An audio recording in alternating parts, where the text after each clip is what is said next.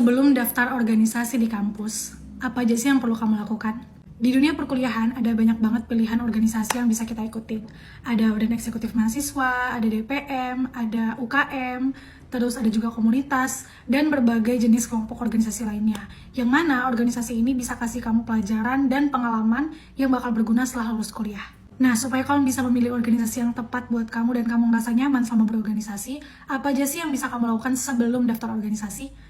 Simak video ini sampai habis ya. Yang pertama adalah set plan. Jadi set plan ini berguna untuk teman-teman tahu bahwa sebenarnya teman-teman tuh punya kapasitas nggak sih untuk ngambil komitmen di organisasi ini.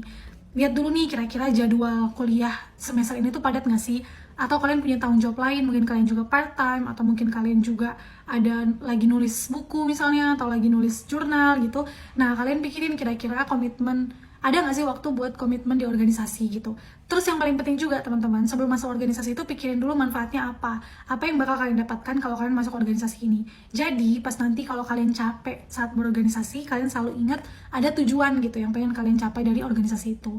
Entah mungkin pengalamannya, portofolionya, atau mungkin jaringannya gitu, yang bisa ngebuat kalian tuh merasa ada benefit secara langsung yang kalian terima sebagai anggota organisasi itu.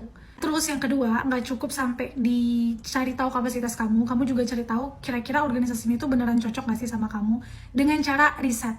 Jadi banyak-banyaknya riset tentang organisasi ini dulu sebelum daftar. Risetnya bisa lewat apa? Pertama bisa nanya ke cutting yang jadi anggota di organisasi itu, kayak gimana sih testimoninya, benar nggak sih cara kerjanya tuh kayak gini.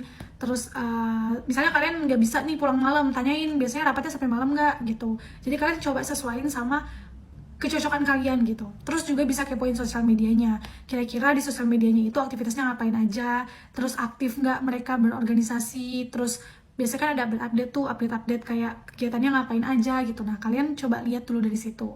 Terus kalau misalnya udah fix dari kaliannya cocok, dari ekspektasi kalian ke organisasinya juga cocok, baru kalian siapin berkas untuk daftarnya, yaitu dengan mempersiapkan CV sama portofolio. Tapi kalau misalnya daftar organisasi itu paling penting portofolio sih, terutama kalau misalnya kalian itu daftar di hubungan masyarakat misalnya gitu kan, di divisi humas atau misalnya di divisi sosial media.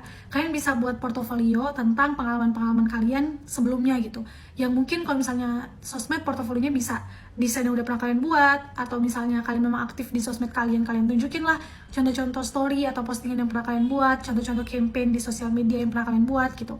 Jadi bisa meyakinkan recruiter atau cutting organisasi kalian untuk yakin bahwa kalian itu cocok sama orang yang mereka cari dalam organisasi itu gitu. Semoga membantu ya.